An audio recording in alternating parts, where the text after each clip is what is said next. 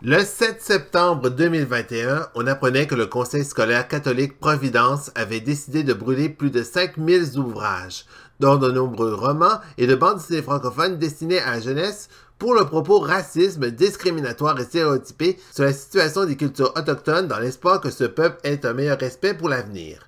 Cependant, cette mauvaise nouvelle fut énormément critiquée notamment au Québec, mais aussi en Europe, concernant que c'était des albums de BD comme Tête en Amérique, certains albums de Lucky Luke comme Canyon Apache, mais surtout l'album d'Astérix La Grande Traversée, ainsi que l'album tiré d'Astérix et les Indiens, dont le film était sorti en 1994, où les premières images de ce nouveau film paraissaient dans une édition spéciale du magazine Pilote, à l'achat de l'album spécial Comment Obélix est tombé dans la potion magique quand il était petit, racontant l'histoire du petit moustachu en nous présentant les premières images provenant directement de l'Allemagne et dont la sortie devait sortir par la suite en France. L'arrivée de ce long-métrage en plein mois de mars 1996 au Québec lancera une énorme campagne de pub dont faisait office la marque de biscuits québécois Vio, dont faisait partie la vente de cartes à collectionner dans l'univers d'Astérix, offert dans chaque boîte Whippet offert à cet effet. Un film que je n'avais pas beaucoup apprécié et dont je trouve qu'il y a énormément de défauts. Cette nouvelle a souvent été critiquée pour son cancel culture que vivaient de nombreux pays américains. C'était qu'au Canada, au Québec ainsi qu'en Europe, le premier ministre du Québec, François Legault, le premier ministre canadien, Justin Trudeau, ainsi que de nombreux ministres français vont vouloir se battre pour que cette situation n'ait jamais lieu. On a appris aussi que la personne en charge de ces outrages se faisait croire comme une autochtone et qu'elle était une des ministres du gouvernement Trudeau, alors qu'on a appris que non, et qu'elle se faisait passer pour une personne responsable directement liée, et que c'était son choix à elle, et non celle du conseil scolaire. Cette semaine, on a appris que le film Astérix et les Indiens dans la programmation 2021 et 2022, dont paraissait l'album de BD, ne ressortira plus jamais dans la programmation du Céligado suite à cette douloureuse affaire.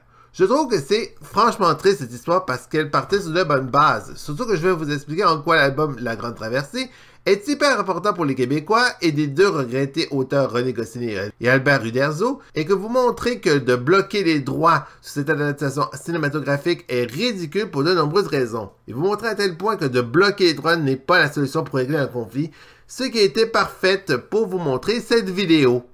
Alors certes, je devais parler des films néerlandais de Saint-Nicolas cette année, et comme je suis un youtubeur non-violent qui n'aime pas démolir des œuvres des autres, j'ai décidé de vous causer de cette histoire à la place, pour vous restructurer la création de cette BD et de démontrer aux critiques et les gens qui ont jugé cette œuvre est ridicule et que vous expliquez en gros le réel secret derrière cette mauvaise adaptation n'est pas aussi stupide qu'on le croit dès le départ. Donc voilà, je vais donc vous expliquer en quoi Astérix et les Indiens n'est pas aussi ridicule en termes de qualité et que démolir l'œuvre en question ainsi que l'album La Grande Traversée est totalement ridicule. Donc j'espère que directement vous apprendrez un peu plus sur sa création et que vous aurez un peu moins de critiques par rapport à ça. Donc je vous souhaite une bonne vidéo.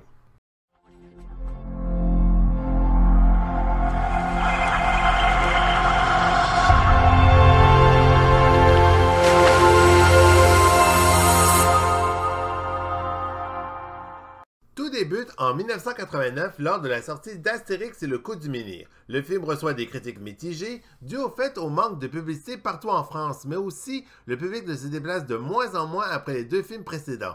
Ce sera également la même chose au Québec où le film ne sortira pas au cinéma mais directement en vidéo. Si le film devient ainsi vite un classique, de l'autre côté en France, le distributeur Gaumont annonce l'annulation du quatrième film qui devait voir le jour avec la collaboration du studio d'animation allemand Extrafilm qui devait adapter le film La Grande Traversée, sorti à l'époque en 1967. D'ailleurs, saviez-vous que cet album d'Astérix a une idée assez particulière qui se rapproche à nous les Québécois à l'époque?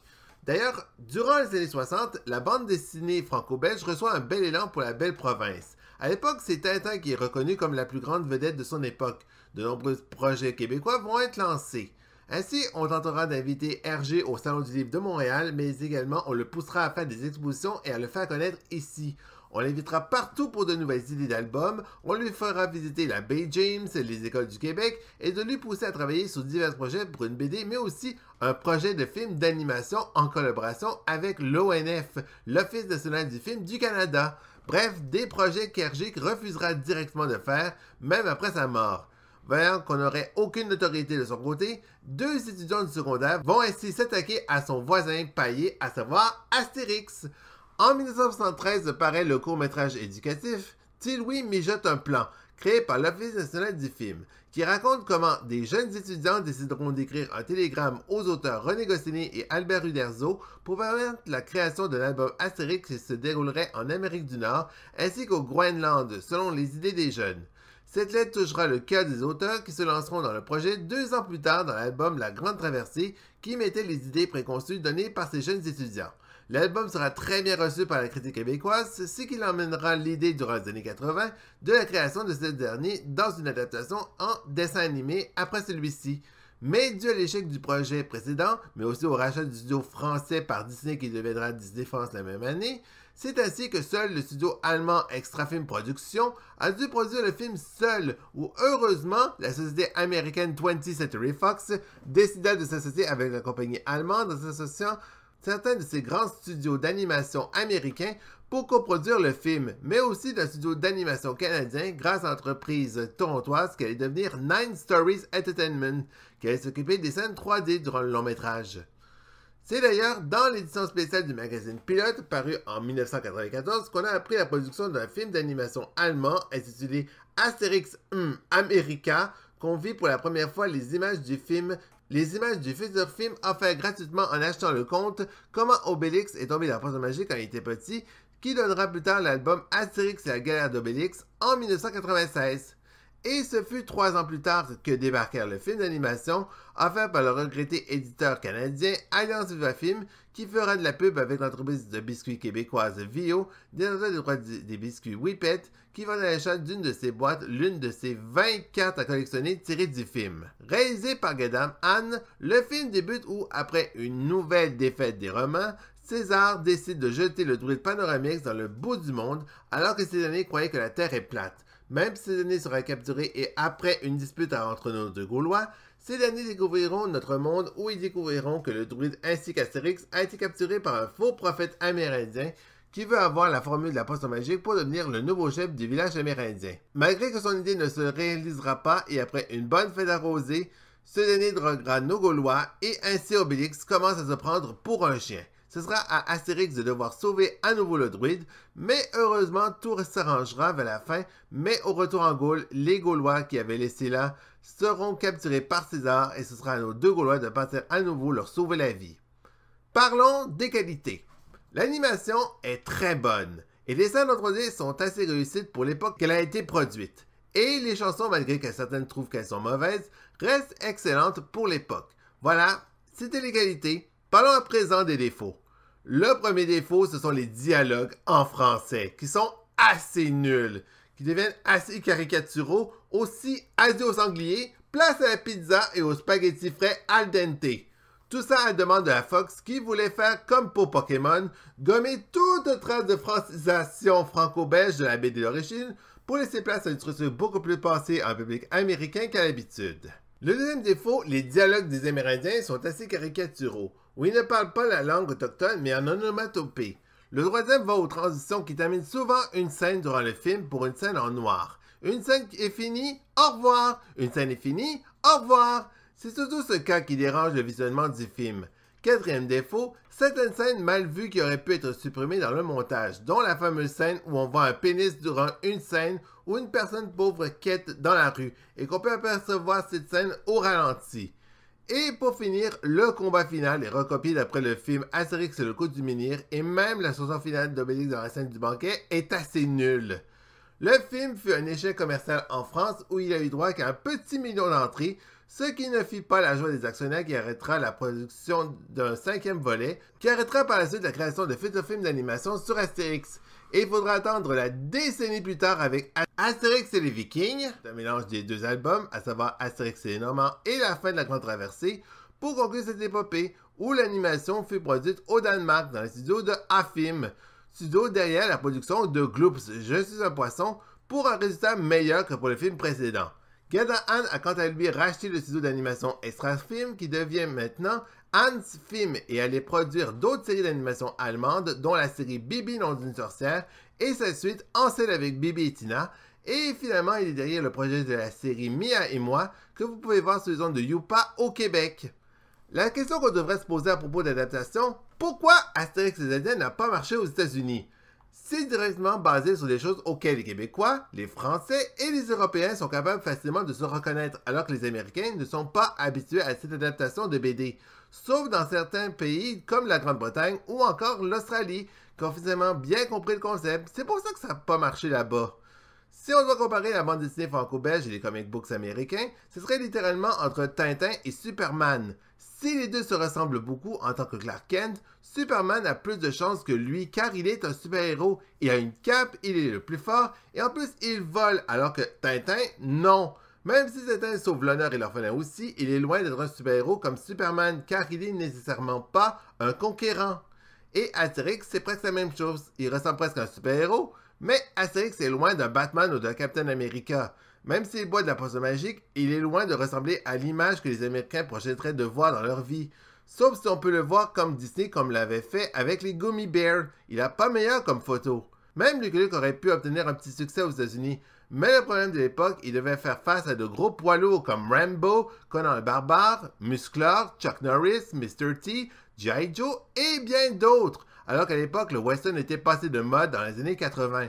Si la série aurait pu sortir dans les années 90 après la sortie des films de Retour vers le futur 3 et Il danse avec les loups de Kevin Costner, probablement qu'il aurait obtenu un petit succès là-bas. Mais encore là, il aurait été forcé d'enlever son arme directement à l'antenne à cause de sa violence qui était reconnue à l'époque. Même chose pour d'autres séries comme Le Marsupilami par Disney ou encore Michel Vaillant par l'entremise de Saban, changé en Heroes en Hot Wheels chez eux. Si on veut plus ressembler aux Américains, on doit leur permettre de leur donner des choses auxquelles ils sont réellement habitués, comme les BD seuls, Harmonie, les nombris et autres, car ça leur rappelle l'univers nord-américain auquel les Américains sont habitués. Il existe des adaptations de BD franco-belges adaptées aux États-Unis qui ont obtenu énormément de succès comme Largo Witch ou encore 13, qui fut développée en une série de téléfilms réputée partout dans le monde. Et c'est ce qui est triste, car littéralement, ce n'est pas de la faute des Français derrière cette œuvre, mais plus des Allemands qui ont tenté de l'adapter pour le marché américain, auquel ils n'étaient pas habitués de le voir au grand écran, et qui ne comprenaient pas réellement le mot français, car littéralement, ça leur passait par-dessus la tête. Donc, dans les deux cas, c'est pour ça que ça a rendu des conséquences, car autant en France ou au Québec, ce film fut hué, mais aux États-Unis, ils l'ont complètement ignoré, face à un meilleur film sorti à l'époque, à savoir Batman Forever en 1995. Le plus faux, c'est qu'Albert Uderzo ne croyait pas à cet échec et pourtant il développera l'une des pires bandes dessinées franco-belges d'Astérix jamais faites dans l'histoire de la bande dessinée, à savoir Le ciel lui tombe sur la tête, où ils font face, sans blague, à Mickey Mouse, Superman joué par Arnold Schwarzenegger, des blagues japonaises qui ressemblent à Senseiya, ainsi que des robots géants, à savoir des Goldorak, tout ça se déroulant en 50 avant Jésus-Christ. Vous comprenez là que c'est du grand n'importe quoi? Tellement ça ferait plaisir à Sci-Fi et au studio d'Asylum en lisant ça. Bref, à partir de là, il abandonna sa bande dessinée pour la laisser à d'autres auteurs de BD. Si vous avez envie de voir de vos propres yeux les images de cette BD, allez voir la vidéo du youtubeur français Hermite Moderne sur sa vidéo sur cette BD nommée Astérix contre les mangas. Vous n'en croirez pas vos yeux en le voyant par vous-même. La seule grande bande dessinée franco-belge à avoir eu un impact pour eux a été les Schtroumpfs. L'adaptation de Peyo par Hanna-Barbera a donné à l'époque un nouveau saut pour les dessins animés américains. Surtout que c'est le premier à avoir mis l'emphase sur le dessin animé, mais aussi au vent du merchandising et du jouet. Et c'est pour ça que les héros bleus sont beaucoup plus reconnus chez Oncle Sam que les autres personnages de BD reconnus de l'époque. Grâce aux Schtroumpfs, c'est le début d'un renouveau au début des années 80 avec l'arrivée des dessins animés adaptés de jouets comme Musclor, G.I. Joe, Transformers, Mon Petit Poney et James Graham et bien d'autres. Bref, énormément de classiques seront reconnus et découverts durant les années 80. Tout ça grâce aux Schtroumpfs, ce qui ne sera jamais le cas des autres adaptations franco-belges de l'époque. Et en ce moment, les Français refont exactement la même chose, cette fois en essayant d'impressionner le public chinois en Chine avec leur prochain film live, Astérix, la tête du milieu. Et voyant à quoi ça ressemble, ça donne pas réellement la pêche en voulant y aller le voir. Si le projet live ne vous intéresse pas, sachez que notre héros gaulois va carrément revenir dans une meilleure forme en série d'animation prochainement dans deux projets vachement intéressants. Cet automne, on avait eu droit à la première série d'animation basée sur le personnage d'Idéfix, nommé Idéfix Irréductible, qui suivra les aventures du petit chien d'Astérix et de sa bande dans les rues de Lutèce, anciennement Paris, avant qu'Astérix et Obélix lui donnera un foyer par la suite. Mais le clou du spectacle est surtout l'adaptation d'une nouvelle série d'animation d'Astérix basée sur le combat des chefs, réalisée par Alain Chabat, le même qui avait réalisé la seule adaptation live d'Astérix qui soit bonne, à savoir Mission Cléopâtre. Elle sera prochainement offerte sur Netflix pour encore une fois intéresser à nouveau le marché américain. Et au même moment, l'automne dernier, paraissait un nouvel album d'Astérix nommé Astérix et le Griffon, où nos héros s'en vont en Mongolie pour chercher une nouvelle dompteuse de griffons pour les aider dans leur bagarre contre les Romains.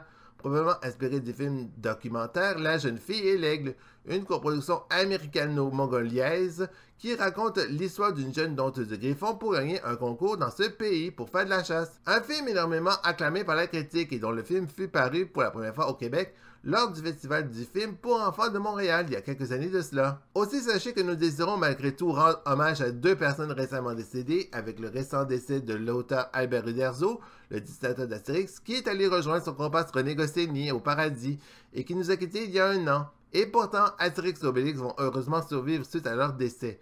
Leur bande dessinée continuera à vivre après leur départ et que de nouveaux BDistes ont ainsi repris le travail de ces derniers, qu'il faut malgré tout lire en gardant à l'esprit qu'Astérix et Obélix ne mourront jamais et resteront vivants dans les yeux de nos lecteurs.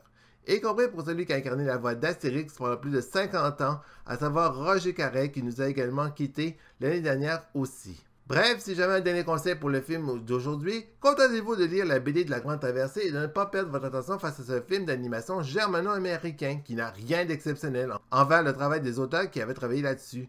Voilà, pour finir, si ça vous intéresse de connaître un peu plus sur cette histoire, je vous conseille de lire le livre Astérix chez les Québécois, un Gaulois en Amérique par Tristan Demers aux éditions Urtubise. C'était ma dernière chronique fascinée de cette année. C'est dit que c'est terminé de cette saison-ci. Bon, certes, il n'y a pas eu de grosses vidéos cette année comparé à l'année dernière. Même si j'ai réussi à trouver un meilleur monteur vidéo pour l'année prochaine, j'espère que ça se réglera assez vite d'ici là. On se retrouve pour une prochaine fois. Allez, je vous dis à bientôt, bye bye et à la prochaine!